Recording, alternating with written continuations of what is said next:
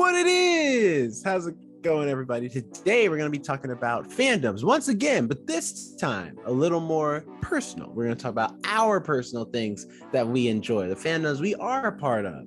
Talk about, comic books, TV shows, possibly movies, other things that are incredible that we enjoy. If you want to hear what we have to say, sit back, relax, grab a snack, grab a beverage, and listen on in to the first ones to die.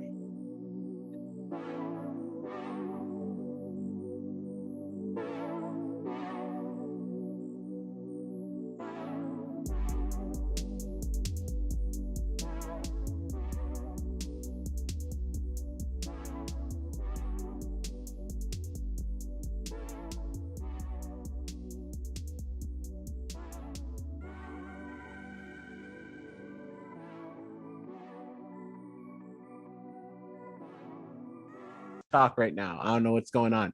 Just gonna sip more water and then just there we go. It'll just like freeze out all the weirdness. I am your host Jerome.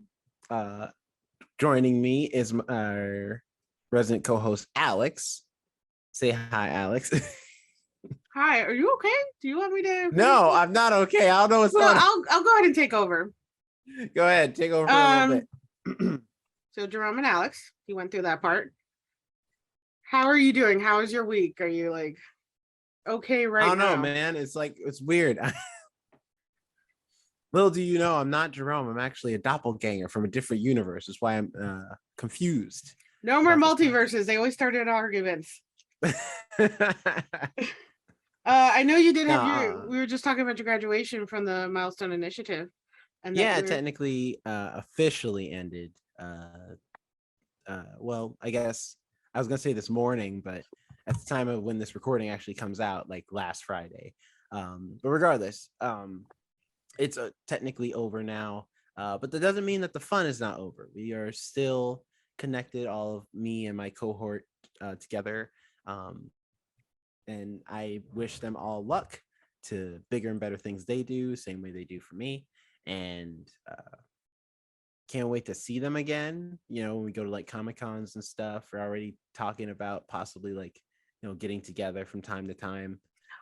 Do I get to meet your nerdy friends? Well, we'll see. I don't think all of them will be here for Emerald City. Do I get to meet some of your nerdy friends? But some will be here. Yeah, speaking of Comic-Con, by the way, I did buy my tickets. I'll be there Thursday and Friday. So if you come to Emerald City Comic-Con, I'll be there Thursday and Friday. I believe, Alex, you have your tickets as well, right? Yes, I will actually be there all 4 days. Awesome. So, if you're in the area and you're coming to Comic-Con, listening to the podcast, come be on the lookout for us. You might see us there. Speaking of Comic-Con, because nothing's gone on for my week. I've been sick, horribly sick. I finally have my voice back. And the amount of tea I've drunk this past week, I didn't think I could consume so much tea. It was ridiculous. But sticking to the topic of like Comic-Con and nerdy shit. By the way, if I meet your nerdy friends, how nice do I have to be? Are they like extra nice? Extra nice? Damn it. Yeah. Fine. I'll give it an hour. I'll be nice, and then I probably will have to walk away. I don't think I could do that for too long. That's why the podcast only lasts less than 2 hours. You will be nice. So says the Gandalf. I'm tying my hands, but fine. Today we're talking about fandoms and shows, movies, things we're into, our favorites again. We did this once before where all the three of us talked about things we loved and we were really into. And we mostly talked about fan culture just in general. See, I knew there was a difference. Yeah, it was mostly about like how crazy fandom can get, but we didn't actually divulge too much into fandoms we enjoy and fan cultures we're a part of. So this is like a part 2 to that conversation. Sans Jonathan, which, by the way, if you're wondering where Jonathan is, he is still out on his hiatus for this month, but he will be back, I believe, 2 episodes from now, but we will see. So yeah, so today we're just going to discuss mainly fan cultures that we are a part of, things that we enjoy watching, talking about, sharing with other people, all that good stuff. Alex, do you have any you want to start with? Well, if you guys seen our TikToks or our Instagram, you have seen Star Trek on there. When I'm talking about it, I originally started watching the motion picture, which I hadn't seen since I was a kid. Came back out in 1989, and every time I'm like, oh yeah, I'm rewatching Star Trek. They're like, oh, the newest one from like 2009. I'm like, no, no, no, the original motion picture. There's like 6 of them beforehand. And everybody's like, oh, Yeah. I always forget about those. I'm like, they're so good. I was complaining about how Spock went back to his like home planet to like go through this whole ritual where he kind of basically becomes full Vulcan and gets rid of his human side, but he couldn't do it because he still has an attachment to the Enterprise and Bones and Kirk. I was talking about how much Kirk and Bones love him, and how like Spock was kind of being a little bitch because they're like, sit down, talk with us. We haven't seen you, and he's like, ah, fine, whatever. It's like, how can you say no to those two puppy dog faces? You're holding me back. You're the one who came back to the Enterprise, dude, not them. Alright. But the point is, I am really into Star Trek. It was something my mom got me into. I always watched the original series. I've watched it multiple times. That's a big fan culture I am a part of, and I love it. It's one of the reasons I got so into sci-fi, I believe. I think that was really my first introduction into science fiction. Do you believe in the cardinal rule that all the odd movies are great and all the even movies are not good? No, because the second one was Con. I thought it was the third one's con. No, it's the second one. Oh, it might be in the reverse. I can't remember. So I know there was one where it was like, I love 1 and 2 the most. okay. If you're thinking about, I think it's the third or fourth where they get evil Spock. Which, by the way, there's like such an intimate moment between him and Bones, evil Spock and like Bones. It gets like all you can think in your head is like kiss. Because they get like so close together. He backs up Bones against the wall, and it's like, this feels intimate. Just feels intimate. They didn't need to play it out like this. I'm happy they did, but they didn't need to play it out like this. But yeah, I think definitely Star Trek was what really got me into science fiction. And then I got into The Hitchhiker's Guide to the Galaxy, which started my new obsession with Douglas Adams, another fan culture I am part of. And those book series are still one of my favorites. So I am a big sci-fi nerd. Although I don't like Battlestar Galactica. People ask me See, I've that. never watched it, so I can't say that. I know of it. I know some of the stuff about it, with the Psylocke and everything. I just haven't ever taken the chance to watch Battlestar Galactica. I dabble and dip into Star Trek occasionally. I do like it. I like the worlds and the premise for sure, and also just it's like, even though the costumes are simple, like the fact that they are just so universal, like it kind of reminds me of Harry Potter a little bit, where it's like anybody and everybody could be a part of the Star Trek world and Star Trek universe, and wear like a really just simplistic uniform, and still have fun, or just have just one of the pins, and now it's like, yay, I'm part of the crew. It's a great great series, great sci-fi thing. More of a Star Wars fan, for real. I misspeak. It's not like it's the first time I've ever misspoke on here. Cue like compilation of me It's saying true. every movie wrong. I love Star Wars. I think it's great. I do think it's in a weird place right now because Star Wars is like, I don't know. It's like ever since they Disney bought Star Wars, I think it's, what it is. It's oversaturated. That's really what it is. Like and I know that Star Wars content has always kind of been out and about, but there was a time where it was like, everything was very put in, like, it wasn't as much content, because before it was like you had the movies, then you had comic books and books, and even then the comic books were it's just Star Wars, like the comic book. Yeah. and most of the time they were like sometimes even supplementary material to the books, like the novels and everything. And then that was it. And then like the 2000s hit, they do the prequels, and then they also start doing, you know, some more cartoons for Star Wars, as well as I think they did some more comics and more novels, and it was just everywhere for a long time. But even then, like once the movies were done, it was just like, all right, now it's just cartoons, and mostly mainly because they had to deal with a lot of backlash because people didn't really like the prequels for a long time. So they were like, maybe we shouldn't be doing any more movies for a Didn't they while. find them like kind of And boring? it's more that they were just like, people didn't like them in general because the dialogue, mostly because of the dialogue and the what else you call it? It's like the dialogue and the story was kind of little all over the place and kind of bland in parts, mainly in the first two, like the, you know, episodes 1 and 2, which is like Phantom Menace and Attack of the Clones, especially Attack of the Clones. I hate that movie because it's just so bad. It's like, and the good things that are in it get overshadowed by all the Is bad that the stuff, one so it with doesn't like even Jar Jar matter. Binks? Jar Jar's in the first one, and people hated that character so much. He's like in the rest of them, but he's in the background. He doesn't say anything. He's just like a character who's in the back. I don't like how they numbered the series once like all the prequels come out, because then like the original Star Wars is now like number 7 or something. No, it's like the original Star Wars episode 4. Still, like I like you just want to watch the original, and then it feels like out of place because I'm starting at 4.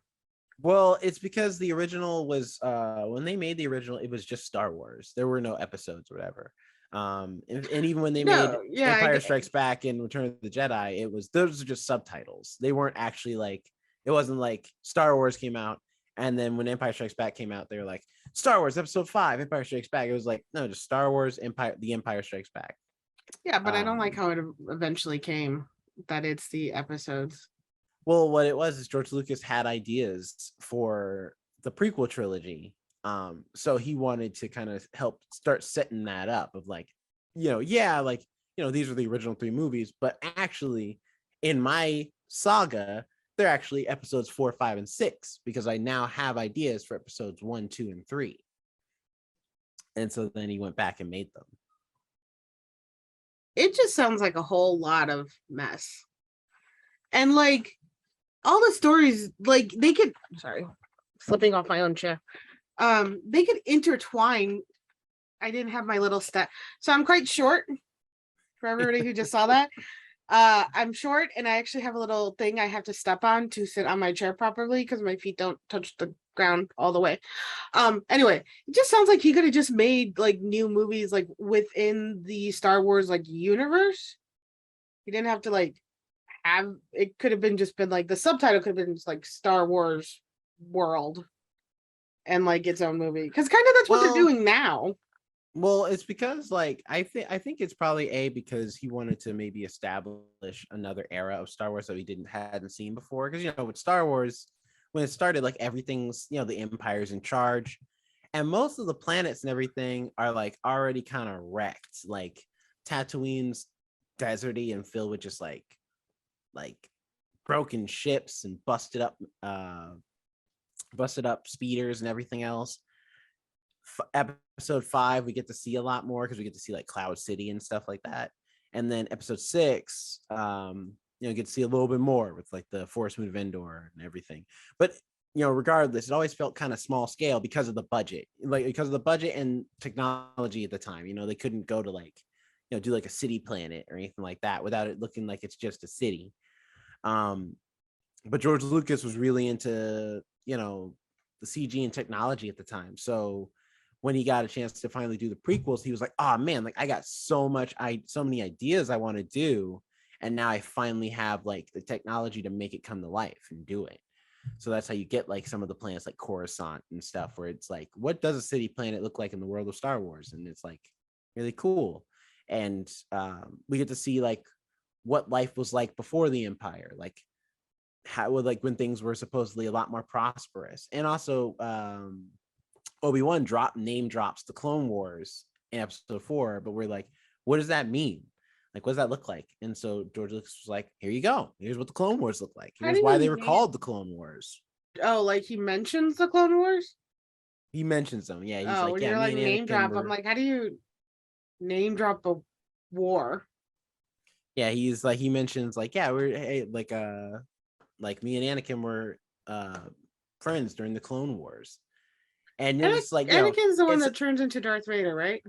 And so it's like when you so the prequel series was to like answer those questions. Now, granted, does it answer them the best? I don't think so. I think they could have been some of those answers could have came a lot better. But I will say it was cool to see another side of the galaxy, other planets, more ships, more of like how the world works in Star Wars and stuff. Because the sequels did the opposite, and they're paying for it now of not expanding really on the world and just being like, we're just going to focus on the same characters you already know and focus on this and telling basically the same stories you already know and doing the same plot points you already know. It's just like, all I can say okay. is I'm fulfilled with Star Trek. They gave me my middle, beginning, and ending in a linear line. That's all I'm saying. Star Trek did the same, mostly because directed by the same person. J.J. Abrams did the same thing with Star Trek, where when he made the new Star Trek timeline, he's just like, we're just going to do the same things now, but, with new actors. Yeah, but they made it so it was its own timeline. So that if you're like, oh, that doesn't match the original stories, it's a different timeline. It has an answer to it. And I actually like that because there are some parts I don't like with the new Star Trek, the new movies. I have not watched the newest Star Trek one, Star Trek Discovery, which actually has a young Spock, and it's on my list once I'm done with the movies. Because I kind of paused. Star Trek Discovery is supposed to be, I think, the farthest in the past we've gone so far, right? Is that takes place even before Captain Pike and everybody? Yeah, I believe it's the captain actually right before Pike. It's with Spock as a not even a lieutenant yet or anything. He's basically just a crew member. He's very young. He's just a basic science officer. So I do want to see that. But that's why I was like, I like the Star Trek when they did that, because that way if I have any complaints, I'm like, all right, it's a different timeline. And they're not screwing with my original Star Trek either. Like, it's safe. It's done. Don't touch it. Also, they're coming out with a 4th one. Yeah, they are. It's been kind of like, it's kind of been in iffy development hell for a little bit.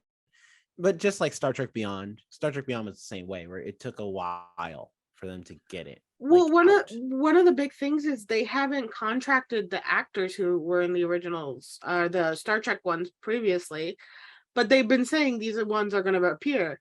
And like with Carl Urban from The Boys, he's not guaranteed to be in the new Star Trek. Well, he's busy. Like, all of them are busy. Zachary Quinto, I think, is also busy doing some stuff. So I don't know if he's available. But they've already said, like, hey, these 2 guys are going to be in the movie. And now it's maybe they might not be. People are like, well, we don't want Spock and Bones to be played by anybody else now. that would mess with everything. And I have to agree. But it's like, honestly, yeah, I think the sci-fi cultures though are doing pretty okay compared to some others. So I'll give it to them. What other ones kind of were doing bad? Alien? Alien is not like, it's become like a 50-50 thing. Like, they'll do something that they'll like every now and then. Are you talking about the alien movie? Okay, Alien movies or the Alien franchise movie? No. Yeah, like the Alien franchise. Okay. Because there are some good Alien like franchise movies that have come out, but they're not always like, because like, for example, I think like Requiem, for example, right, where it's like or not Requiem, what the heck was that movie? That's like, I didn't watch Requiem. I mean, there is the AVP Requiem in it, and it sucks. But I remember that one too. I snuck into that movie. Got a freebie. Because like the last one we got was Alien Covenant, right? Yes, okay. Which I didn't get to see. I was going to rent it because I watched the movie before that where it was Prometheus. Apparently That's what it was. Prometheus. Prometheus. Prometheus. Yeah. Prometheus was stupid. Prometheus made no sense. Well, And Prometheus. like, The problem with Prometheus is it tries to be an Alien sequel, but the problem is it's No. far removed from Alien that it doesn't really feel like an Alien. Like, No, it's not a sequel. It's the beginning. It's the start of. no, that's what Oh. I mean. Like, I said sequel, but I meant prequel. Come on, It's man. supposed to be like That's my way bit to before do. everything. It's my bit to say things to speak incorrectly. Yeah, But it's I like, actually didn't know it was know. part of it until I was reading online about it because I was trying to find an actor who was in it and I can't even remember who. And they're like, oh, next to the series is Alien Covenant. And I was like, wait, why is Alien Covenant part of it? Because nowhere it even really mentions the type of alien that's in Alien. Well, xenomorphs aren't in Prometheus. Like, you get like a little kind of Right. protos xenomorph thing, and you see like the engineers. You know, you see the big ship that they find in the first Alien movie, but it's like it's not very clear. Like, it's not. There's nothing that like the only reason anyone knew that it was an Alien prequel is because Ridley Scott said it was in like interviews. If you just went off that movie, like, there's definitely a lot of Alien elements. You could maybe be like, oh, like, and the engineer pod thing, that was the only thing that was like, oh, that's exactly from Alien. See, Everything else I watched is its own thing without context, and I did not even when I even saw the engineer pod, I was like, okay, a pod, because sci-fi movies. I mean, the engineer pod. I get what you're saying. It does. It is very similar. It is exactly like, but the thing is, almost every alien sci-fi movie, futuristic, has a type of pod style. So it's like, oh, it could just have been a fun time. Exactly the same, Right, but when I haven't watched an because alien movie in like forever, so like, yeah, because it's like it's, you know what it is, it's an HR Geiger thing, because HR Geiger is the one who designed the Alien and also kind of like the Alien ships and stuff, and so it's like that helps a little bit because I'm like, I know what his designs look like, and that looks exactly like HR Geiger's style, like, see, like as somebody stuff he would who's make. the general public who don't Yeah. know people behind the scenes, I was like, oh, it's a science pod. And I thought the movie was supposed to be more about like who created humans, because the way they kept saying engineers, I'm like, oh, engineer people, and then it was like, yes, no, what's going on now? It Well, there's was implications that maybe the engineers are the ones who made people. right, and that's what I assumed the whole movie was about. That it was like finding out that, oh, these are our quote unquote gods and stuff like that, and it was like, okay. But then it ended weird, and I was like, I'm not sure even what happened. Everybody dies except for one person and the robot head, and that's it. And so it's a robot head, which is weird. Instead of a cat, it's a robot head this time.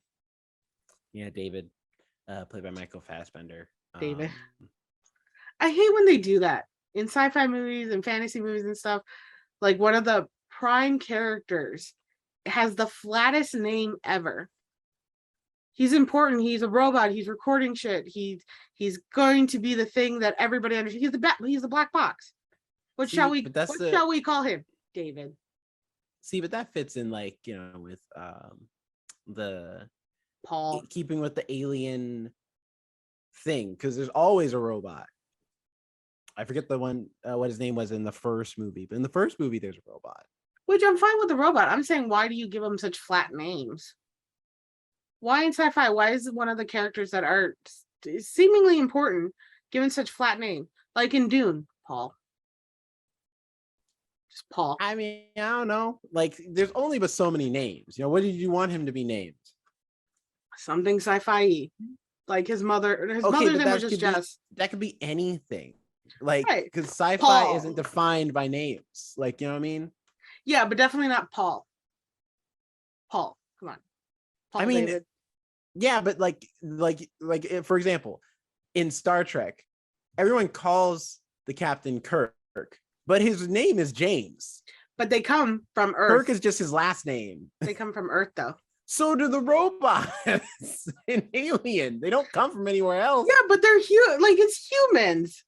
You're gonna have that name, a James boring is a name your human. parents. You're gonna have the boring name your parents give you. You know what I mean? It's just like imagine if all of Star Trek they just kept calling him James. I'd still be okay with that. I love Star Trek. I don't think you Nothing would. can ruin it for you're me. lying. I even love the background characters. If you watch closely, they do nothing in the background. There's a gifs where somebody has, gotten scenes where there's this one guy who's literally just doing this against the wall. He's not holding or gripping onto anything. There's nothing on the wall. He's just making this motion against the wall. And it's like great. And I love the background characters. There was one I posted on the Instagram where a guy is working out and he's like this. He has 2 bars and he's just doing this. That's the whole workout. He's just pulling one. And he was so weird. I would be fine with that. I mean, his name is, they don't call him James. Like the only one who gets close is Bones, who always calls him Jim, but only when he's mad with him. That's true. Which is more often than not. Yeah, he's just like, damn it, Jim. Jim, you need to come down to the infirmary. I'm fine. You're not fine. Poor I mean, Bones. I do feel you though, because like I remember thinking of Star Wars in episode 7. No, 8. Episode 8 with The Last Jedi.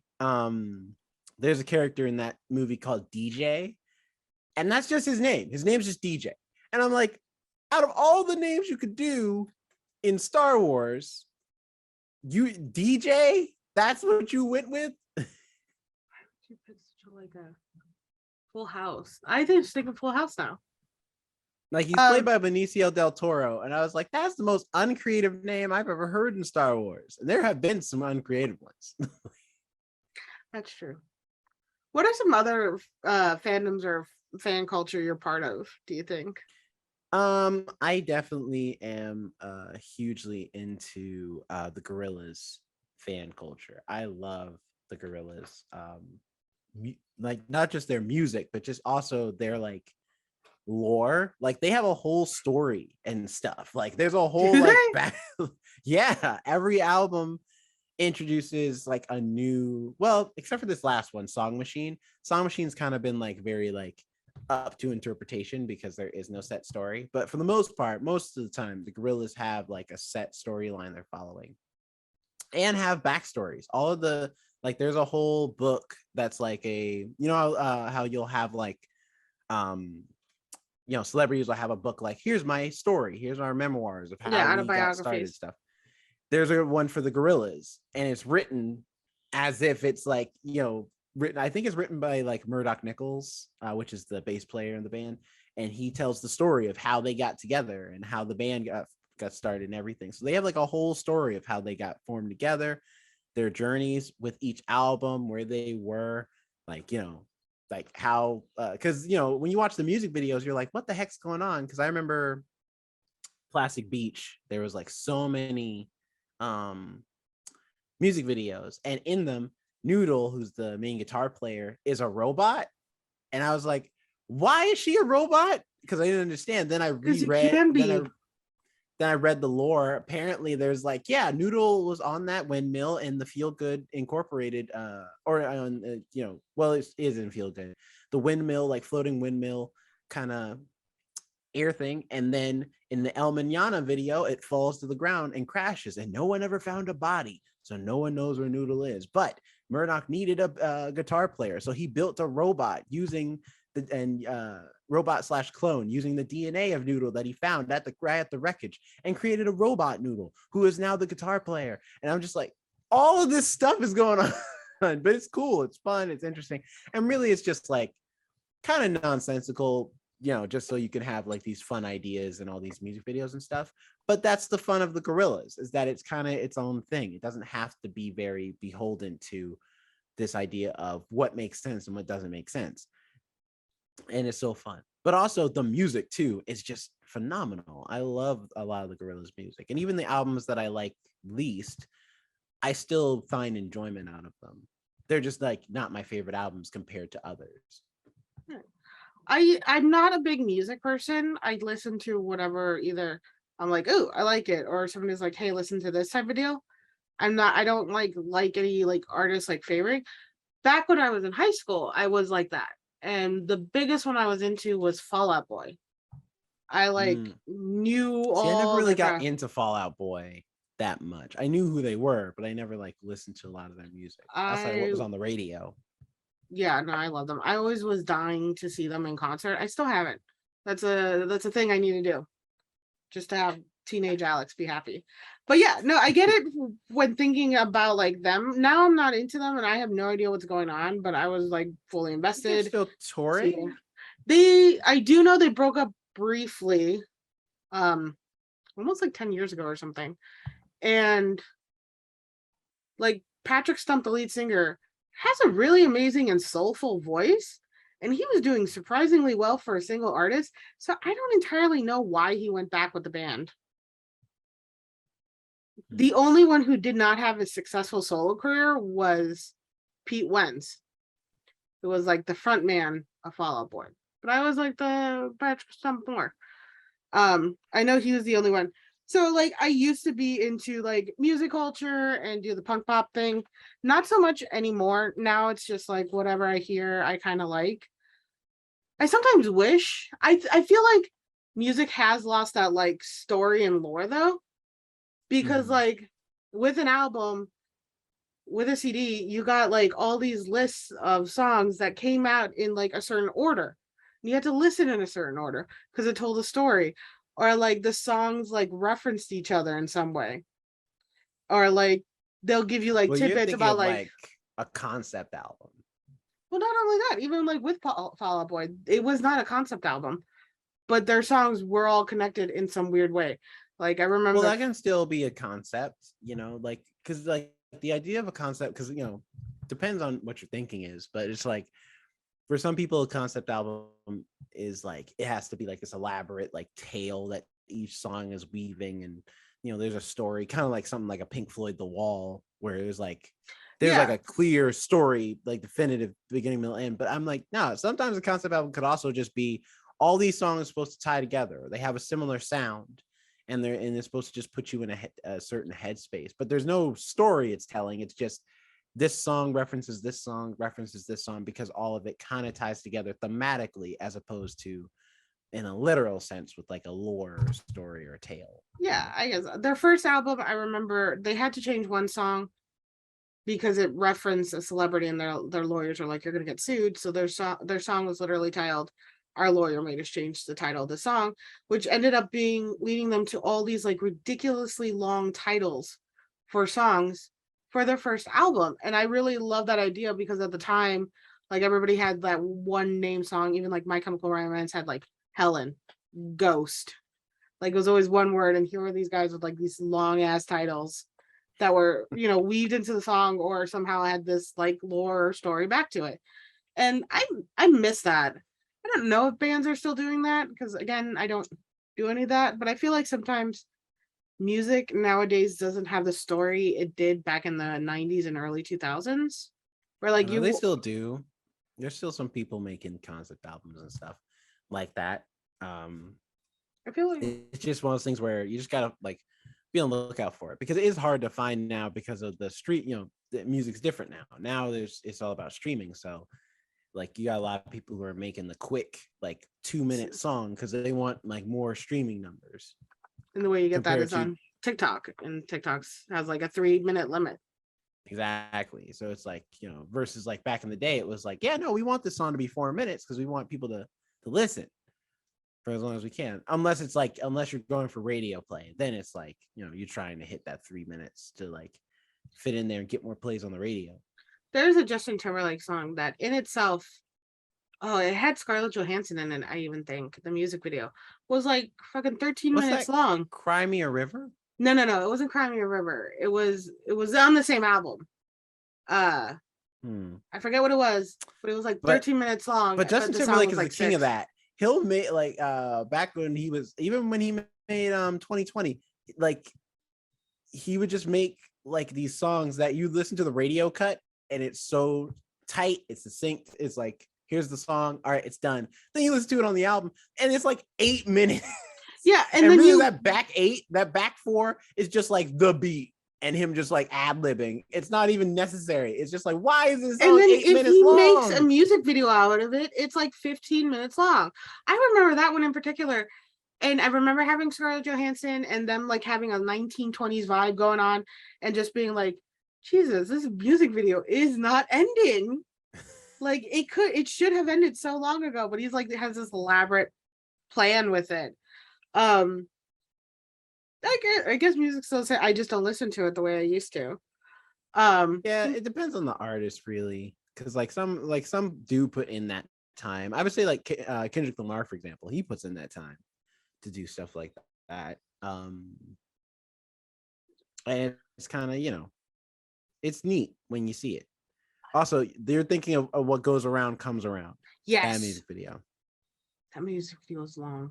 Did you see a time reference? That was insane. That was an insane long video. I think it had Tom Hardy in it. No, I don't know. I don't know anymore. I remember Scarlett Johansson. That was it. Now I will say I was a huge Justin Timberlake fan in 2000s when Justin Timberlake like went solo. I was just like, man, this dude can make like after I'm Bringing Sexy Back. That was it. I was like, oh man, this dude's dope. Like, yeah, that was like, and but you know what it is? It mainly came from when I got older when I realized, oh, it's not Justin, it's Timberland. Because Timberland's production is what made Justin Timberlake like famous. Like if it like, or the mix of the two rather. Like if Timberland wasn't making those beats, Justin Timberlake would not be as popular as he was. Who did he did that with one band too? Their song "Apologize." I forgot the band's name. Yeah, with One Republic. Yeah, One Republic. All he did was add him saying "yeah" in it, and that's the song everybody heard. That's the song that was on TRL. That was the song on the radio. Just him adding "yeah" and being in their music video. I think that ended up on his album too, because Timberland also came up with an album, and that song also was on there. Because I think they like shared it together. I think like him and like Little John, all they have to do is just be in the video or like say a word, and it's like, all right, they're good now. Well, Timberland was like, the same way we think about Kanye in like I want to say the early to late 2000s is the same way Timberland was, where he was like the pop producer for a long period of time. Like if Timberland was on your project, you could make some dope like beats, and his sound was just like unmatched. Like he had just a unique sound at the time that kind of defined the pop of the 2000s. I will agree to that, because a lot of the songs I remember from around that time definitely had Timberland in them. And yeah, no, the way he made a beat was very good and very strong, because I remember listening to original Apologize and I'm like, oh, this is much slower. Oh, it's missing parts. Like I remember realizing the difference, and somebody who's not musically inclined, I'm a terrible. I can't keep a tune whatsoever. If you've ever heard me sing, it is like I sing little bits of my, like instead of talk, I sing talk. I do that often. Like Linda Belcher. However, if I try to actually sing a song, it like about 1/4 of the way in, I lose it.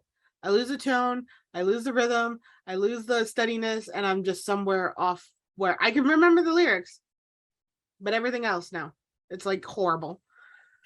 So as somebody who's not musically inclined, I could definitely tell the difference between the two songs, where I was like, oh yeah, it's missing a beat, it's missing Timberland, and it just didn't have the same like hit that it did when he added his style to it. Because it also had this moment, I remember with the beat, it had this like beat in it that kind of matched your heartbeat, and that's what you wanted to feel, especially with the song Apologize. We were talking about it's too late to apologize, and you're kind of being like, hey, we broke up and you're trying to get me back, but like, dude, no. So it's like that steadiness, that's the attachment to your actual natural heartbeat is amazing when you think about it, that he was able to do that. Yeah, he was great. He's still great now because he's still making music now. Yeah. It's just like, because like what's the two? I'm not gonna lie, the more I listen to music now, the more I'm like, man, I miss the 2000s a little bit. Like whenever I go back, I have a playlist on my Spotify that is just all 2000s music, And just listening back to all the music I used to listen to in 2000s, I'm like, it's still good. I still like it. Like it's still got dope beats. Not everything. There's some songs where I'm like, that's clearly a product of its time. But most things, I'm like, 2000 was a good year, like, or a good set of years. Bowling for Soup. Music. I recently listened to their 1985 song, and I saw a TikTok about it too, and I was re-listening to it, and I was like, I'm kind of jealous of the person in the song that they're describing. She's like, oh, she takes 1 Prozac a day. Just 1 Prozac a day? Like, that's great. I would love to take 1 Prozac a day. And like, oh, she's got a minivan. I'm like, I have a Beetle that I've had to replace every fucking part in almost to get it a steady drive. It's old. Like, that's all. Right. She's got a new minivan. She's got like a husband of financial stability. I'm like in a shoebox right now. Like the same age is like, oh, in 1 Prozac a day again, like that, and just like she dreamt about being on White Snakes. I'm like, that's actually not bad. I feel a little jealous of the person they're trying to describe, and it's like, oh man, how did I get here? Also, speaking of Kanye, I was a huge Kanye stan for a while. From his stuff in the 2000s, it was just before all the madness started. With the MTV music video awards, when him getting on stage and interrupting Taylor Swift, yeah, like just and even after that, I still was like enjoyed his music, but I was like, all right, I don't know what's going on with this dude. Yeah, that was like, all right, that was weird. And then like Beyonce handled it like, like a true like, you could tell Beyonce was just like, please don't do this. Don't do this. Yeah, she was like mortified. Please get off the stage. She was mortified, but she handled it. And then she's like brought Taylor up because she's like, at the time, Taylor Swift was very young, very new to everything. And to have like somebody interrupt one of your first awards, it was like, that sucks, man. You just took so much away from her. And especially coming from because, that was, I think, the first year Taylor went pop, because for the longest time she was country. So she probably, even though she's popular, she's probably used to going to like a lot of the country award shows. Yeah. And they're probably like, I hate to say it, but most of the country, country, both performers and fans are white people, and they're not going to do that. So even if they have been drinking, they're going to do all their debauchery behind the scenes. So Taylor was safe on the stage. She could just do what she wanted on the stage. I mean, after we seen with Will Smith, I mean, I can't argue your point at all. So, it's just like, so it's, I'm just saying, between the Kanye thing, the Nicki Minaj, Miley was good. Like on stage, it's like you couldn't wait till after you were not on stage to confront Miley Cyrus. No issues. Like no, I think you had to do I'm it on right Nicki Minaj's side. I'm on Nicki Minaj's side. I'm not saying she wasn't right to be having an issue with Miley Cyrus. I'm just saying, listen, there's like, I don't know what it is with people of color, but we feel like we got to show out on the stage. Go backstage. Hey, my people ain't doing nothing. Dave Chappelle's the dude who tried to run up on Dave Chappelle learned that lesson very in a way he will never forget. It's not don't run up on stage. I'm telling you now, it will not work out for you. It's not any of my people. That's true. You're good. It's mostly black. I'm mostly referring to black people. No, my people will meet you in the park. Black people like to remember. Yeah, my people will meet you in the parking lot. We'll take you, but like, we do it in the parking lot. It's still in public, I will say that much. At least the ones I've been in. It's still in public. We don't do things in private. But it's just like for Taylor Swift, that probably was like that's probably why she was so angry about it, where she's just like, I'm like, in her mind, it's like award show's supposed to be, I come up, get the award, everyone listens to me. And instead, this man just came up here, took my microphone and stole my thunder. It's also like events like that are supposed to be like heavily moderated and like focused, and like there should be people on guard, and like some as it seems, people slip through, and it's understandable because you have like crowd of 600 people. So like I get the also that like anticipation of like I'm going to a fancy gala and I'm going to a fancy event, and now it's just absolutely been ruined, especially for Taylor Swift. She was like 18, 19 at the time. So she's just like basically a kid too. And getting to go to your first like major pop where you're an award show where you're next to like Beyonce and At Kanye, that at the that point, like big ones, yeah. Adele, like Adele, Shakira, Shakira, possibly, like Britney Jennifer Spears, like Lopez, yeah. Jennifer Lopez, All all these these pop stars. yeah, all these huge names, and just like you're like, all right, I'm with the bar, and then all of a sudden this person's like, yeah, you don't deserve anything, and tells everybody that. It's just like absolutely humiliating. I couldn't imagine the rage or embarrassment she was feeling at the time. But it's like, but it's like I still liked Kanye's music for the longest time. And I think the reason I've kind of like fallen off a little bit is just because that was also the shift in like Kanye's topics. Cause it's like in the beginning, Kanye talked about kind of the experience that a lot of Black people weren't talking about, because he came into the hip hop world from a different angle where he was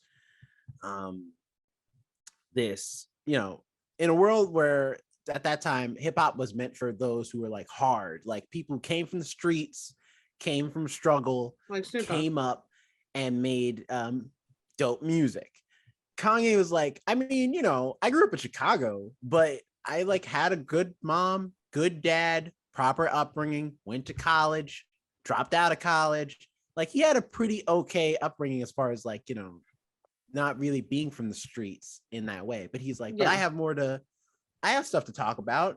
And he talked about other things. He talked about like struggle of being insecure. He talked about being a college dropout and all those things. Why his album titles in the beginning were what they were, which was College Dropout, Late Registration, and Graduation. Like, that trilogy of albums was really good because he was pushing the sound from it just being, it's cool. We got street dudes. We don't need to all be from the street. We can talk about other things. Which also like, because I could understand the rappers and the hip hop. I didn't like Kanye West. When I was into hip hop, I was into, the ones who had the struggle because I came from the struggle. And like him, I didn't understand what he was going through because like in my mind, I was like, I could never do college dropout. Like, why would you just drop out of college? Just finish it. And I grew up with that also mentality of like, you get your degree. That's it. Don't care what, just get the degree. And all that stuff. So I was always like, with Kanye, I was like, why is he glorifying this too, kind of? But now being older, I realize it was good for people who had decided to drop out of school, whether due to stress, realizing it wasn't for them. It was good that they had a voice to show that it was not as big of a stigma as people were making it out to be. And I think that is what Kanye was. He was taking parts in stigmas that a lot of minority people don't get to be a part of. It's very rare that you hear about a minority person dropping out of college because, especially like with me, I'm a first generation. My mom and dad came from Mexico. You don't do that. You work and you go to school, you go to college, that's it. You have like a certain way. And like, and a lot of that is with minority families. You're working so that the next generation has this. And it's always the goal of go to college and get a better job than we had. And I see that. And then when Kanye had that album, it showed like, hey, I'm a fuck up too, and that's okay. It was like, oh, okay. And then it also, it was just so personal too, because you had the song Through the Wire, where he got in that really bad car wreck. And then his jaw was wired, which that was like the thing that made him like extra famous. Cause it's like he was already famous because he was producing for Jay-Z. When he first got into the music industry, he was producing for Jay-Z and for other rappers on the Rockefeller Records, which is Jay-Z's like label. And then, but he wanted to rap for himself. And he was putting things together, and then he got into a really bad car wreck that nearly killed him. And it was so bad that it like they had to reconstruct his jaw, so his jaw was wired shut. But he like had an idea, so he went to the studio and recorded this song with his jaw wired shut. And it like, so if you listen to Through the Wire, it's why he sounds different and sounds weird. But he did it. Like he did the whole song. I don't think I've ever listened to one of those songs. Through the Wire is a great song. And it's also great because he samples Shaka Khan's Through the Fire. And so it's like, it's really good. But then also on the College Dropout, he does a song called Jesus Walks, where he basically just I remember that. Just the whole song's about how like he wanted to make a song with he wanted to do that song, but the clubs and the radio people were like, we don't want to play it because it has Jesus in the title. And he's like, it's not even a Christian song, it's just a dope hip-hop song, you won't even play it. I actually didn't like that song, and I think it was just because he just repeated the word Jesus over and over, and I'm like, okay, all right, it felt like a Christian song. It's good. It's not even a Christian song. It has nothing to do with Christianity. You know what's the most popular Christian band? Skillet. No, the Killers. Really? They're Mormons. The Killers are a Christian band? They're Mormons. Wait, but okay, so here's the thing though, because like when I think of a Christian band, I don't think about, oh, I'm a Christian and I make music. And I think of a Christian band, I think of like people who are making music with the specific intent to spread the message of Christianity and get you to also like believe. Yeah, but if you listen to some of their songs and actually look at the lyrics, they're talking about saints saving them, going in the path of the God and all this stuff. So it actually has a heavy religious tone. I don't think anybody ever picked up on it. And I knew they were Mormon. But I don't think anybody just paid attention because it was the same. It was really good music and you could dance to it and nobody listened to it. It's the same way with that song, Pump Up Kicks. Nobody knew what that song meant. They all thought it was about sneakers. And then somebody told like a younger generation, I saw it on TikTok where they were explaining it. They're like, you know what that song means, right? People, you know what it means. They're like, it's not about shoes. So I think people sometimes don't listen to lyrics. They hear the beat, they hear the chorus, and they're like, "Oh yeah, this is really good. I'm into this." Well, yeah, short attention span and all that. Yeah. They like want the rhythm. That is me. Outside of music, what other fandoms have you like follow, like TV wise? What's like a show like that you're just always into? I can't. TV shows, it depends, because like for me it's hard for me to get hooked into a TV show like do you have like a comfort show? Well, yeah, I watch Ink Master all the time. That's my comfort show right now. Brooklyn Nine-Nine's become my comfort show. Brooklyn Nine-Nine, watching that. I'm still getting through season 2. The last episode I did was the Linetti Boyle wedding of like Charles's dad and Gina's mom getting married. I love when you got to meet Kevin, Holt's husband. I'm so sorry about that. Holt's husband, Kevin, was I just love. I think it's in the first season where they go to the dinner party. The dinner party is my absolutely, like, I could watch that over and over. And I love when they're all stuck in the bathroom and he tells the dog, "Do not ruin this for us." Do you understand? The dog's just like happy. I think it's interesting that Terry Crews plays Terry. Like he's just Terry Crews, but just more exaggerated. Really, but I find he plays himself in almost everything he does. Because oftentimes he plays like the angry buff dude. And in this show, he gets to be like, he definitely, he's still buff, and when he's angry, but he also gets to be sweet. He's a family man. He cares about his kids. Like his babies are everything. Like to the point where he's drawing them a children's book and all this stuff. Like, but that's what I'm saying. He always plays that like big scary black man with the sweet side. Like even in the movie White Chicks, he did that, where he was like big and scary and kind of. White Chicks, he's like awful. He's awful. No, he's awful. Like a racist against black people. No, he is. I do not argue with that at all. He's very racist. It's an all white party. Hadn't you heard that? Yeah, it's an all white party, which is like, but you're black. You don't get to say that. Yeah, I love that. He's like, I'm not a woman. white, you're black. Like, really? That's the issue at hand? But yeah, no, Terry Crews. Every time I see him in something, he plays that same like giant, buff, terrifying dude who's just really sweet, and you're like, oh, okay, I trust you. See, you haven't seen The Expendables, where he's a badass. No, I've seen The Expendables with Jeffrey Dean Morgan. No. Mm-mm. There's a movie with Jeffrey Dean Morgan, Chris Evans. Oh, you're thinking of The Losers. Is that? Yeah, yes. And he's not in that. But The Losers is good though. I like that movie. Then I haven't seen The Expendables. I haven't read the book. I haven't read the comic book, but the movie's dope. I love the movie a lot. The movie ended up being way better than I thought. You're thinking of Idris Elba, who's in that movie, probably. Because he's dark-skinned and big. Not as big as Terry Crews, but the other buff black man who has a really nice voice. Both of them have just like really, when Terry's that high pitched, he has like a really like comforting Terry voice. has like that nice of a voice. It's a voice that fits him though. I think Idris Elba, he has a great voice. Like his voice is really good. I like both of their voices. I feel like both of them come to me a bedtime story. Like Terry Crews though. I feel like Terry Crews would do the voices though for the characters in the book.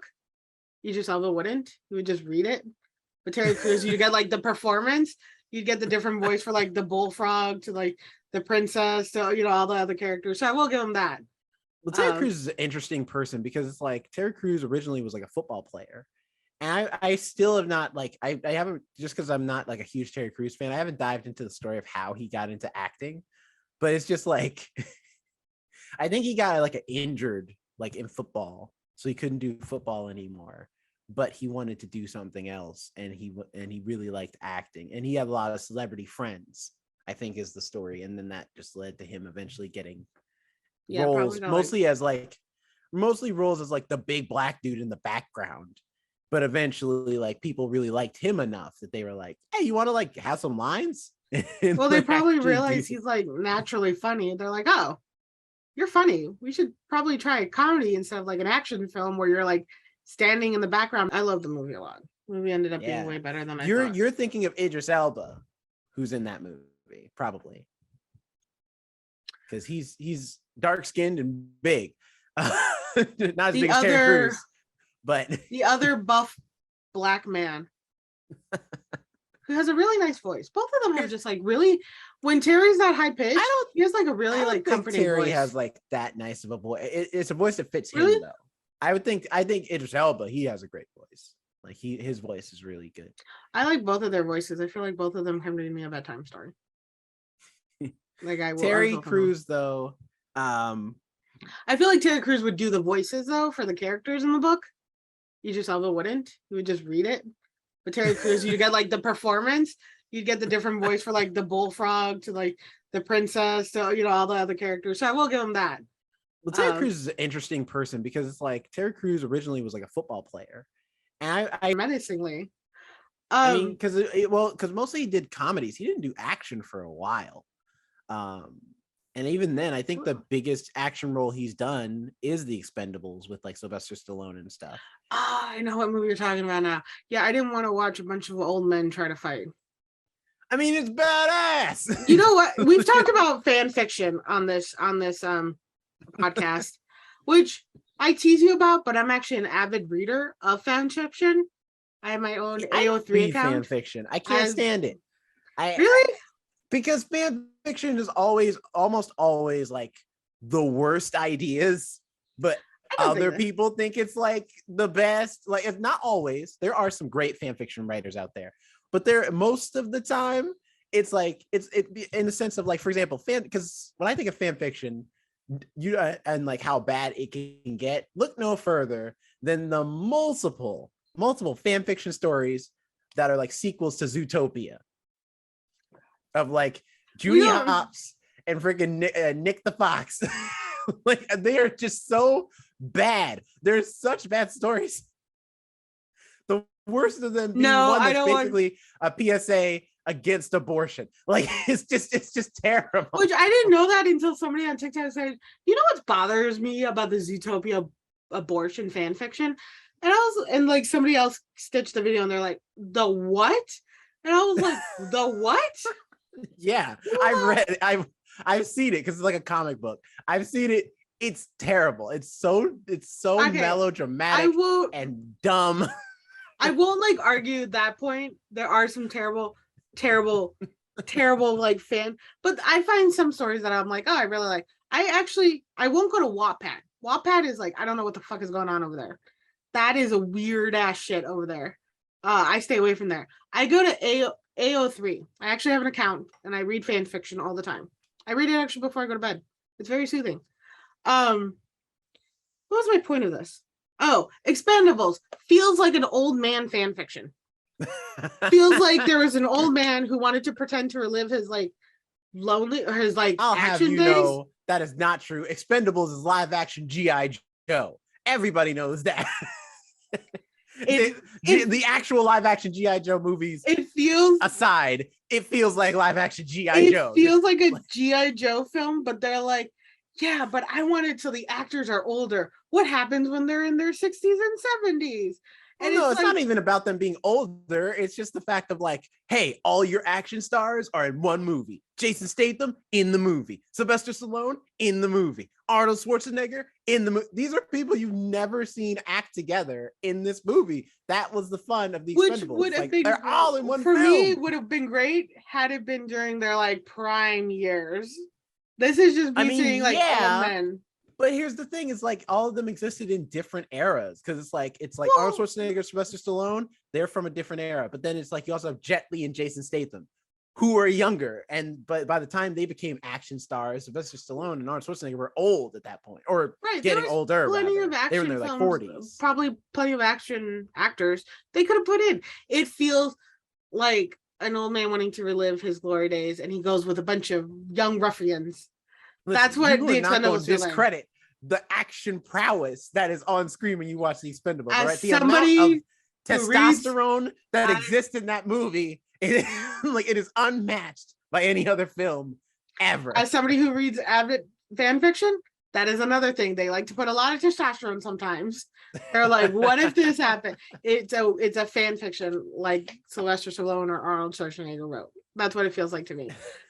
Like when they have movies like that where it's like these really really old action, I get it what they're trying to do, but like at the same time when you're really old, like by 30 your body has taken for a normal average person, your body has taken such a beating, and then for an action star your body has taken a worse beating.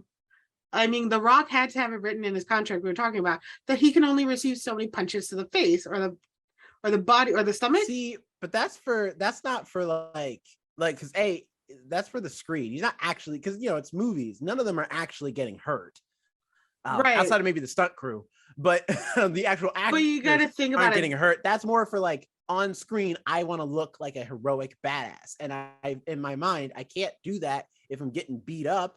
I gotta like be the one who's doing the beating up. But I feel like that's part of it because also those hits do land sometimes. So if you're gonna punch me, only punch me like twice, and we can get like a shot or two before you end up actually hitting me, or something like that. And they don't want to like risk it because all them like The Rock used to wrestle in his days. That fake or not, that's a lot of like strenuous activity. So he's probably I'm sure The Rock has like probably has like some knee problems. He probably has some arthritis, some back problems. Yeah, the amount of mean, he would lift people. The amount of lifting. I mean, my back kills me. And it's just because I'm a woman.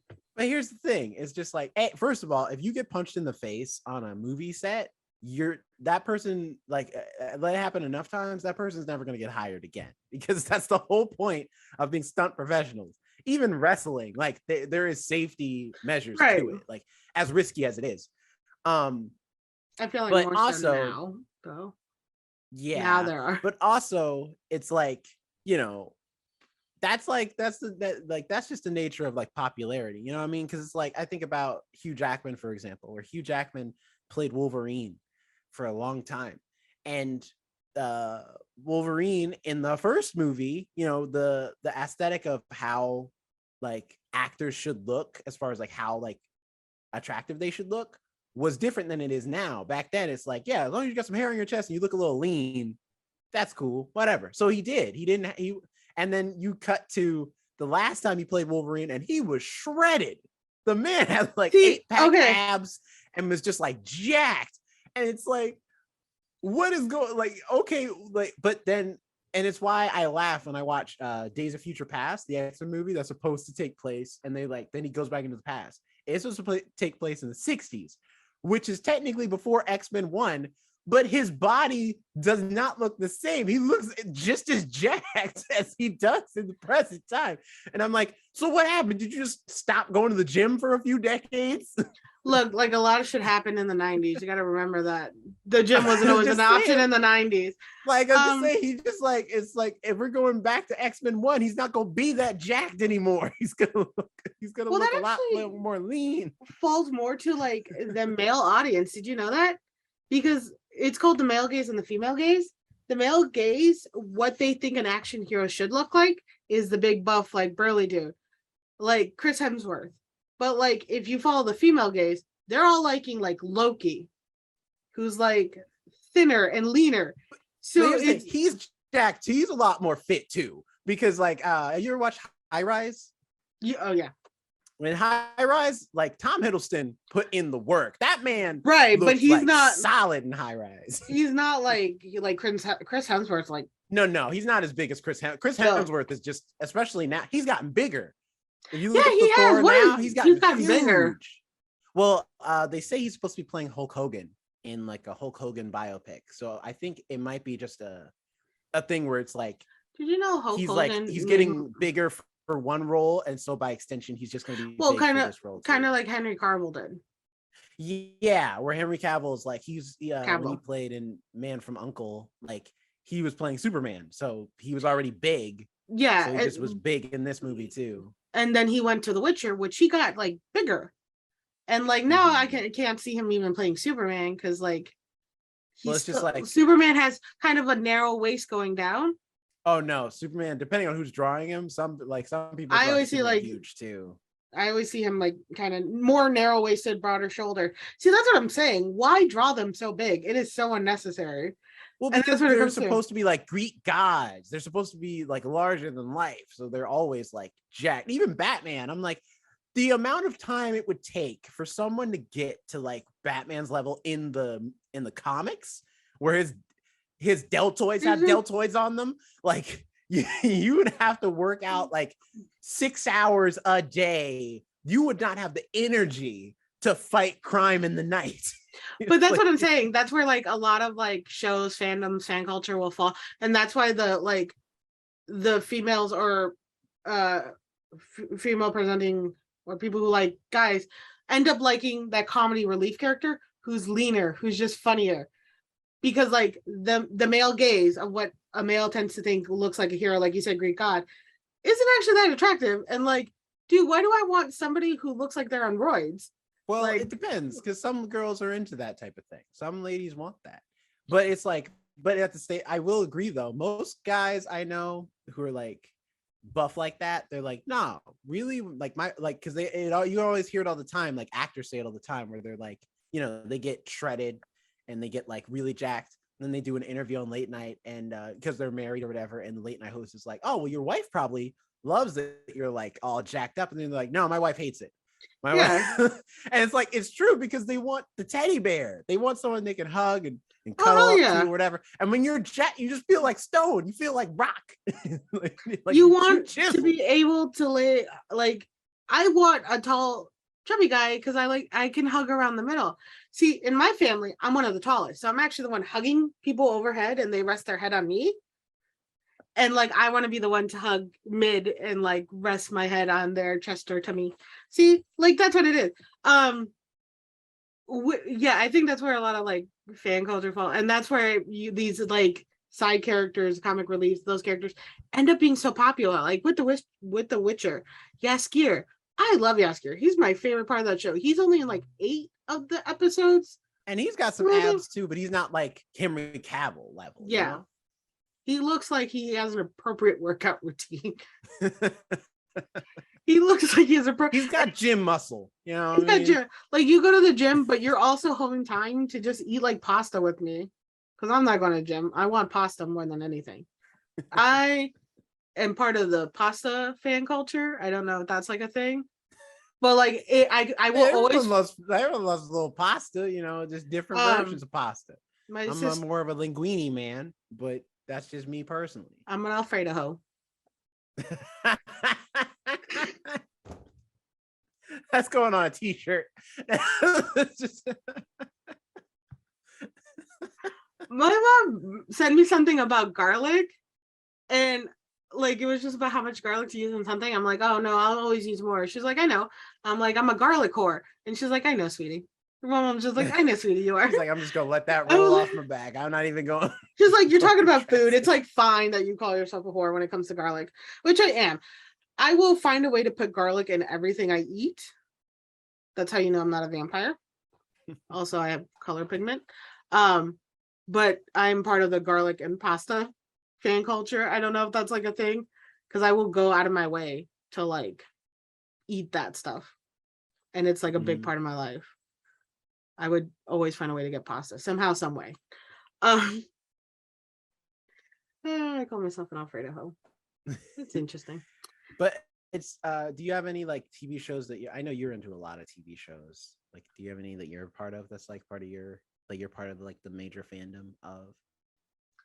A good chunk is Star Trek for me, that I will regularly go back and visit. For a while, I would watch an insane amount of ridiculousness. And like, That's a pretty I was good really show. big at that. One, I am part of one. It is Good Mythical Morning, which we didn't really touch on internet shows on YouTube or anything like that. Yeah. That's true, because I was huge into the Rooster Teeth fandom for a long time. Yeah, which I still watch their like little cartoon animations, but like nothing else of theirs. I just like the animations. I still watch some of the Achievement Hunter stuff from time to time, but it's kind of one of those things where like a lot of the main cast is kind of gone now from Achievement Hunter, but mainly because they've been fired. I won't dive into that side of it as much, or they've just moved on. You told me what happened like over like at the restaurant we always meet at. They're like, hey, did you know this? I'm like, what? I thought he was because it's like Jack and Jeff are like now like they're older, so they're just like they're kind of tired, but also they've moved on to doing more of the like behind the scenes stuff. Same thing with Gavin a little bit. Jeremy is left to go do his own things. Jeremy's kind of like on retainer, like he's in videos sometimes. Ray, who was in the original Achievement Hunters group, like he's been like streaming on his own. He's been gone, so I'm like, most of the crew's gone now, and not that the new people aren't good. It's just like they're not my boys. They're not who I grew up watching. Yeah, it's not the old rooster. But with GMM, Good Mythical Morning, I am a huge fan of theirs, and so is my sister. Like I watch their show every day, every morning, and then like I'll watch compilations, and I like. First of all, Rhett is like an insanely tall man.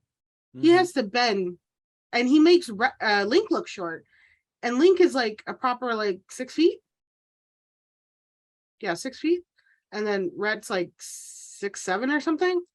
So he makes a tall man look short, and it's always funny to me. But I like Link the most because he's got ADHD or something, man. Because like I see his thought process, I'm like, that's like mine. And Christian and me were just talking about it, where you can see sometimes intrusive thoughts, which is thoughts like, hey, what if you did this? Some of his intrusive thoughts when there was an episode way back at the beginning where he was holding a little mini blender, and you see him pause, look at the blender, and start moving his hand inward and turn on the blender, but he pulls that out in time, and Rhett's like, that got way closer than it should have. He's like, yeah. And I'm like, yeah, that's like an ADHD neurodivergent type of deal, where sometimes we don't even realize the intrusive thought is kind of winning. It's bad, but it's fine. So like I have some of their merch. I have a sweatshirt of theirs, which I will say their product is really good quality. It takes forever to get to you, but like that sweatshirt's holding up well. It's a good product. but I really like them. I know like their whole backstory, where they come from. They're doing like a new show on Discovery Channel where they're, because for a while now they've been doing mostly food stuff because pandemic, they can't have any guests, they have minimal crew. So a lot of it's just like food right now and taste testing. So they got kind of on Discovery, but I like have their book. So GMM, I'm actually a big part of their fandom culture or their fan culture. I miss their songs. I do miss when too. they used to do music. I mean, I know that most of it was like ad stuff. Like it was them like doing a song, and it was mostly sponsored by whatever like was in, because they did one for like Tiger.com, like sponsored a video of theirs, and so they just used a bunch of Tiger products and did a song. But I was just like, man, like now that they've just done, they're strictly mostly just doing Good Mythical Morning and 1,000 other things they're really busy doing. I was like, man, well, they also got, you guys used to do music. They also got a hold of Smosh. They bought Smosh. They're the parent company. company. Which Smosh is another one. Like there's a lot of, like really a lot of the old guard like YouTube stars and channels I used to be into when I was a kid, you know, when YouTube BuzzFeed started, but then have you seen any BuzzFeed videos recently? No, which BuzzFeed I was never into BuzzFeed. I never really liked BuzzFeed. I like the Try Guys and then the Worth It guys and then the BuzzFeed Unsolved. But Try Guys left, and then they stopped the Worth It episodes, and the BuzzFeed guys now got the Unsolved guys got their own channel now. I used to watch the videos like they would play because I was watching the Try Guys, so other videos would play. So I was like, oh, this isn't bad. I ended up knowing a lot of the crew members on there. Recently, I was going through BuzzFeed because I was starting to unscribe. Like I just had them, but I was unscribing finally.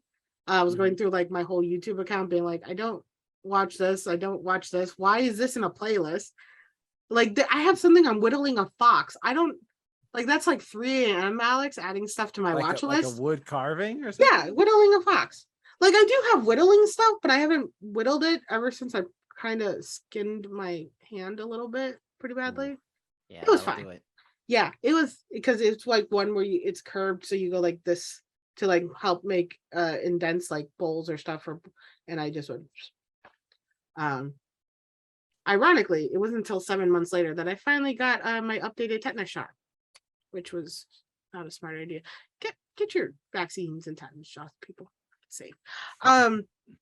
Yeah, like 3 a.m. Alex will do that. So I was like, oh, BuzzFeed. So I looked through. There's not a single person I recognize on BuzzFeed anymore. Not a single person popped up that I was like, oh, I know them. I know that. Not a single one. Going back, I went back, I think about 6 months to see if I recognized anybody in any of the nothing.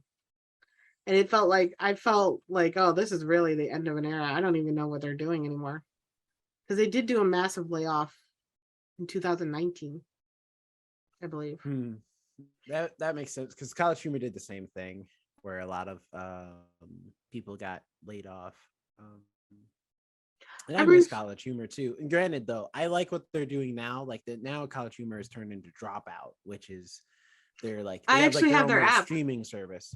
It's dope. I mean, I mainly watch Dimension 20 because I'm a huge D&D nerd. So of course I watch the D&D show. You want to borrow my Dropout login? You can watch. No, I have my own. I watch all my stuff. I like watching the breaking news. I don't know why. I like that too. The breaking news is super funny to me, and and the Game Changer. Also watch that too. My favorite person on like that is Brennan, because he gets angry. Brennan's the best.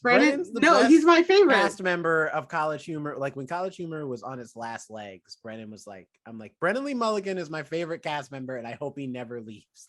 Right. I was like, I don't know where he's going, but I'm gonna follow him. Yeah, I remember always seeing him, and I was like, I like him the most.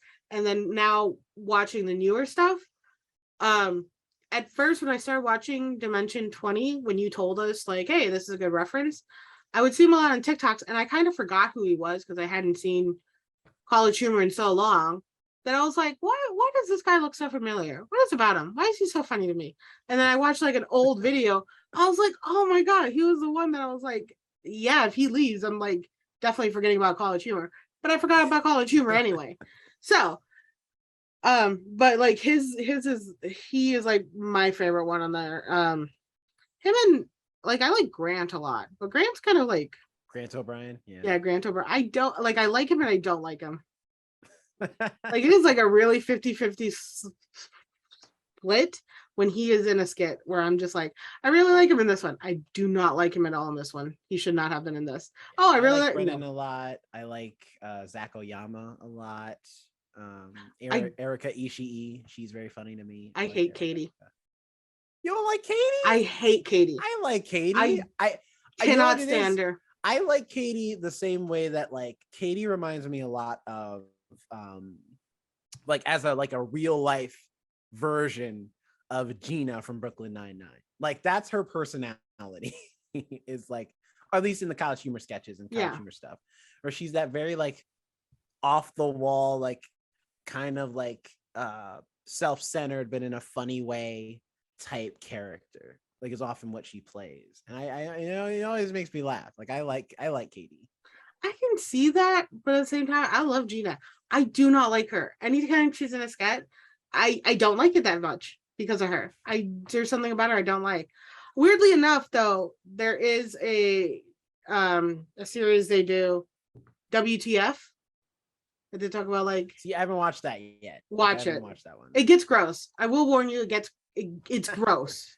It's cartoon, but it's like gross.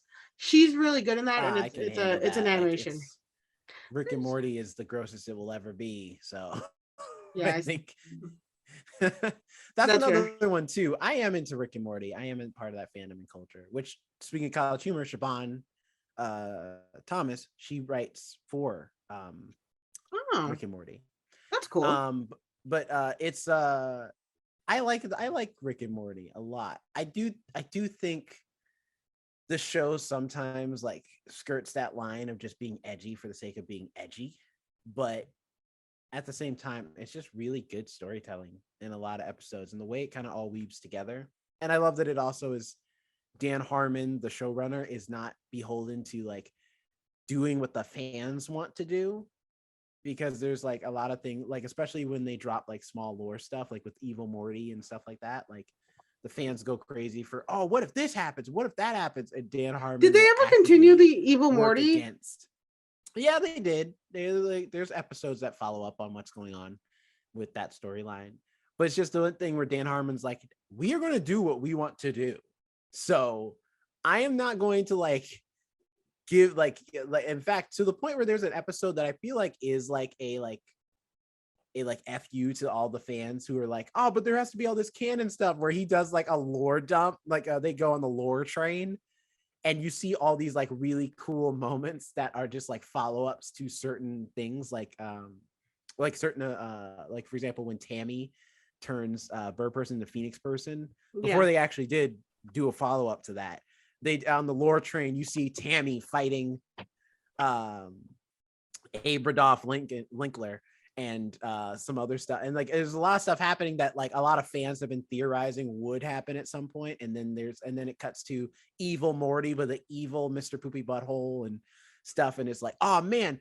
And I think Rick makes a joke like, these are all lore ideas. Like, but it's really all fan ideas. Like fans have like pitched these ideas, and I'm like, and it's all, but none of it happens, none of it's real. And I was like, I can respect a show that can be like, we're the storytellers, you are the consumers. Just watch what we provide. Don't try and tell us what to do. I fell off after like season 2. I watched season 2, and then I just never went back. And like it's so, because I was pretty obsessed with it. I was pretty obsessed with the show, and I even think I have one of their comics that I got at Comic-Con. But like I'm so easy to drop off of shows. And that is the worst, because sometimes I really like a show. I'm like, oh, cool. I'm waiting for the next season. And that's when it goes back to like streaming to binging. When I end up waiting, I end up forgetting, and then out of sight, out of mind. And then I end up never going back. And then I end up losing the show. And then suddenly it's like 5 seasons later. And I'm like, how did that even happen? I will say it depends on the project, because like I also do like fall off shows a lot, but normally I'll fall off shows when it's like I can't access it, so it's like on a channel I can't watch, or streaming service I can't watch, or no longer watch, or if it's like an old show. because it's mainly because I'm like, it's an old show. I can always go back. Like, it's over now. So I can always just like go back. It's not like I'm missing new episodes or something like that. Like, I'll just go back and watch the rest I did that with whenever I Golden want. Girls. I keep meaning to watch Golden Girls, and I got like 4 episodes in, have not gone back. And it's a good show. I'm not saying it's not, but I'm just like, oh, I want to watch something new's coming out. Oh, speaking of which, because we're kind of running close to the end, another fan culture I am in that I really, really love is The Things We Do in the Shadows, the series. Oh, have you seen the So movie? good. Yeah, I've seen the movie, but I like the show so much more. And well, yeah, no, I like the show a lot more. And season 4 is coming out July 14th. And I'm super excited for it because it left on a big cliffhanger. And there's one character in there, I'm not going to spoil it, does something so shitty and horrible and just ruins multiple people's lives. And I'm like, are they really going to forgive him? But I feel like they are because of the previews they've already shown. But I'm like, I wouldn't forgive him. Like, fuck him. He like ruined so many lives. And also, there was something else somebody pointed out to me. They're like, so Guillermo, who's the familiar to Nandar, he was 18 when he met him because he's like 28 now. It's been like 10 years. And I'm like, Nandar just picked up like an 18-year-old. And like, he's been like, that's a little weird. He's like, he just had this like 18-year-old baby face come up to him and be like, hey, I want to be a vampire. And he was like, okay. It was like, that's a child. What are you doing with a child? Why do you have him moving into your like weird Harry Potter under the closet staircase like that? That was just somebody pointing out at me, and I'm like, I thought that was weird. I was like, also like Guillermo, just a baby face version of him would be so, because he's like kind of chunky now. So like a chubbier version of him, because you know you get the baby fat. I was like, oh, it's squeezable. But in the shadow, what we do in the shadows, I am actually a big part of that, and that is a show surprisingly I have not fallen off of, and I've actually rewatched, and I'm actually anticipating the next season, which again is very rare for me that I'm like looking and watching and waiting out for the next seasons.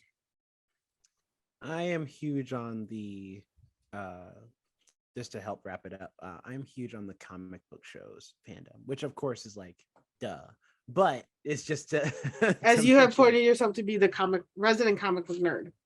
yeah, I mean, but you know, it's like a thing where I'm enjoying seeing all this comic book content, like to a degree. Some things I feel like are just like, why? Like, you know, like that's how I felt about Jupiter's Legacy, where I was like, but why though? Like, why are we? Why are we? Like, I don't why are we hate the doing comic this? book. It's just a thing where I'm like, why are we making a show of this? I don't feel like this one is the one that, because I'm like, the only people I know who talk about Jupiter's Legacy are other people who have read Jupiter's Legacy. I do not hear like a bunch of just random, you know, down the street, because you know, you walk down the street, you say Captain America, people are like, oh yeah, I know Captain America. Like even before the movie came out, they were just like, oh yeah, dude with the shield thing, whatever, punch Hitler Well, or they something. probably I thought don't they were know. gonna get like a cult following or something. Yeah, it's just one of those things where I'm like, so some things I'm like, I don't see this becoming popular.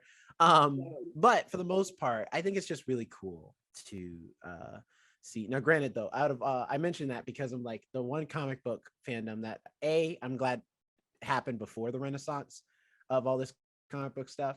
But I'm a super fan of, and my favorite comic book of all time or series of all time is Scott Pilgrim versus the World. I am a mega fan. I love everything Scott Pilgrim. I have the Blu-ray. I've got the video game, all the books. I've played the game like 3 or 4 times over. It's my favorite movie of all time. Like I love, or no, it's not. Blind Spotting took it, dethroned it, but it's still up there as one of my favorite movies of all time. I love Scott Pilgrim versus the World, and it's incredible. And I'm glad when the movie came out, it came out before like all the crazy comic book stuff, and they were just allowed Edgar Wright to do the comic book justice. I've seen the movie. I have not seen the comics, the games, or anything other than that. The comic is cool. It's definitely longer. than it's definitely longer than the movie could do. The movie is a very reduced version of the comic book. But it's pretty faithful, and especially because like Brian Lee O'Malley, who wrote the comic, was writing it at the time, like he was finishing it as Edgar Wright was making the movie.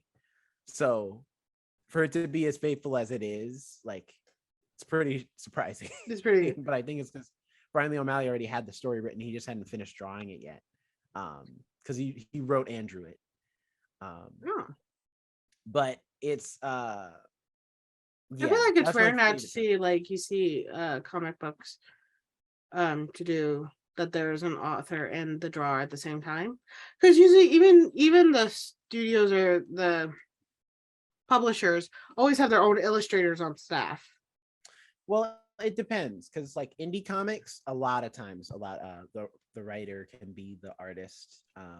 In the manga, for example, in the manga world in Japan, it's always the case. The author is almost always the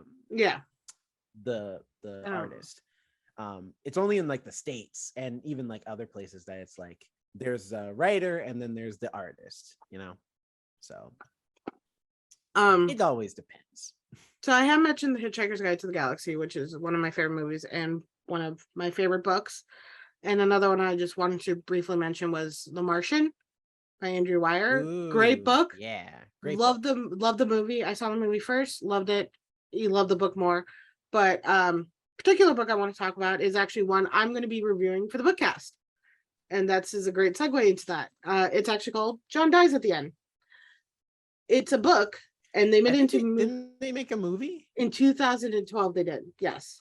Okay. This, if you want to talk about multiverse, you know, false reality, time change, like all this stuff where basically reality is not real, this is like a great book. And not a lot of people know about this book. They think it's a movie, or they haven't heard about it. It's a series, and the author is actually coming out with a fourth book. The next one is this book is filled with spiders, and then the next one is What the Hell Did I Just Read? All of them fantastic. But I will actually be talking about this on the bookcast because this has always been one of my favorite movies, because of course I've mentioned I don't know how many times I'm a big fan of alternate realities, multiverse, fake realities, things aren't what they seem type of sci-fi dealy too. And I'm really excited to share this book with everybody. And what's funny is I was trying to figure out, because I was like, oh, I'll just pick something off my case. And then I was like, oh, I already made tabs in the book. So I already know the spots to talk about. They're not as pretty as the tabs I have now. I think these are just sticky notes. So they're not like the tabs I have now, which are pretty and colorful. These are just yellow tabs. So I have to figure out what the hell they are. But it was in 2012, and it had no real well-known actors in it at all. But it's a good book, and I recommend people to read it, see the movie. It has always been one of my favorites. And it's a really hard book and movie to explain, because even their synopsis or their summary is like a weird summary to give, because they don't want to spoil anything. Ironically, even though they're like, oh, John dies at the end, there's still a major twist. So that is also like a fan, I guess, more as like a cult following for me. Because again, so rarely have people read this book, and it's such a good book. This is so recommended, and hopefully you'll join me for my review so you can hear me blab more about it properly. Because I think we're kind of running over time now, right? Well, I mean, we're a little what, like an hour 30. Oh yeah, a little close to hour 40. So so that's just some of the fandoms we are a part of that we enjoy, things we love to listen to, watch, read, so on and so forth. Comment below, tell us some of your fandoms that you enjoy. What are some of the shows that you watch and know way more about than you feel like you maybe should, as far as like the behind the scenes and whatnot? Let us know. And drop some like fan fiction recs for me, because I'll read them. Yeah. Like, I'm all down for nothing inappropriate, let's put it that way. Like, clear warning tags, people. Clear warning tags. That's all I can say about that. Socials. Alex, where can people find you if they want to send you some of those recommendations more directly. I am Alex and nobody on Instagram and on TikTok.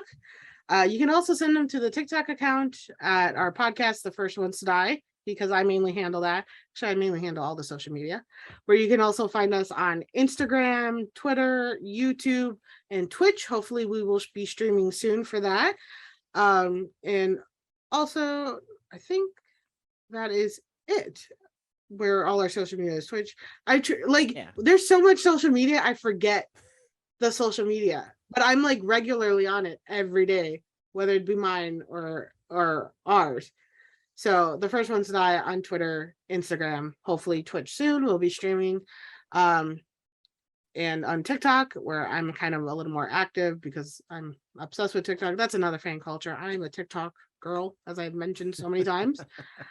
What about you, Jerome? Where are they finding you?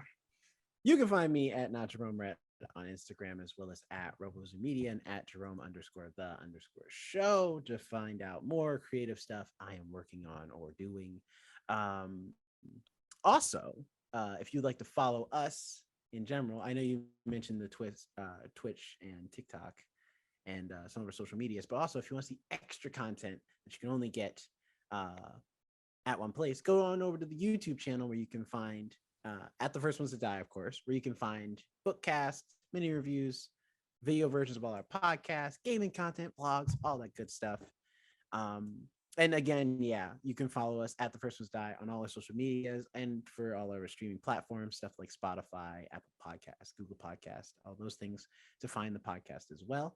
And if you want to follow Jonathan Keys, who is our third co-host, you can follow him at Jonathan Keys on Twitter, Instagram, wherever you please. There we go. It had to come to me. I know, because he says it. And join us next week for our special episode where we will have a guest, Monica. Mm-hmm. They do their own podcast called Cafe with Strangers. I should have written that down before I said anything. I think it's Cafe with Strangers. I will put the proper one in our Instagram. So for audio listeners, please go look at that. They do a podcast where they speak to other people of Latin heritage who live in the Pacific Northwest and talk about their upbringing and things of that nature, what it's like being first generation, what's like being Mexican, living in a predominantly white neighborhood. They are a newer podcast and we are excited to meet with them. We will be talking about Latin culture and entertainment, which is something I rarely get to do, but like, not that you guys don't try. Love you guys. But it's nice to have somebody else who can understand what I'm saying when I'm talking about these like films that like nobody in the US has heard unless you're Mexican. So, but come join us and meet her. And we're excited to have her on. Absolutely. So don't miss that. Tune in next week. But you guys have a great night, day, and or morning, and we will see you next time.